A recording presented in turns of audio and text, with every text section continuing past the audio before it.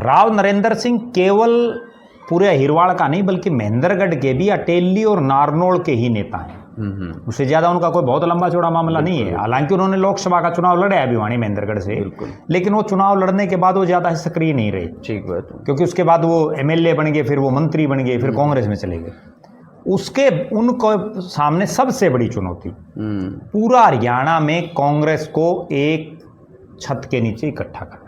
ठीक बात है। और ये मौका एक मंच पर इकट्ठा करना। क्यों? हालांकि उन्होंने कोशिश शुरू की है। वो चौधरी भूपेंद्र सिंह हुड्डा जो हरियाणा में सबसे बड़े नेता हैं कांग्रेस के, उनके घर गए सबसे पहले। फिर वो रणदीप सिंह सुरजेवाला के घर भी गए। फिर वो चौधरी वीरेंद्र सिंह के घर गए। फिर वो जिन कैप्टन अजय सिंह यादव ने उनके खिलाफ ही ट्वीट कर रखा है उसके पास भी गए। रावधान सिंह के पास भी गए।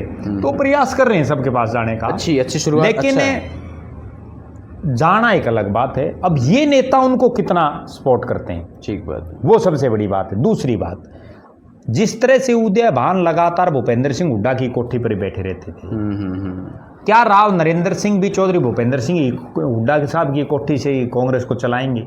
ये भी अपने आप में एक बहुत बड़ा सवाल है। बिल्कुल बिल्कुल।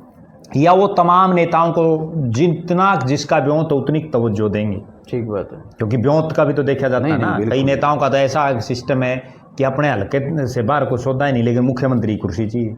सही बात है। अब जो अगली बात है, पूरे हरियाणा के 32 जिला प्रधान कांग्रेस ने बनाए हैं। एक चुनौती तो उनके सामने ये है कि एक 33वां पानीपत शहरी का जिला प्रधान नहीं बनाया है, वो घोषित करना।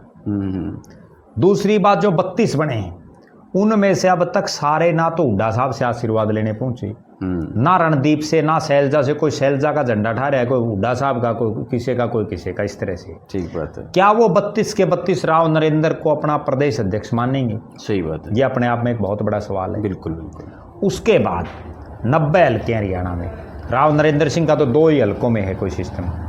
अब बाकी जो 88 हल्के आगे, उनमें वो कांग्रेस को कैसे मजबूत करते हैं? बिल्कुल।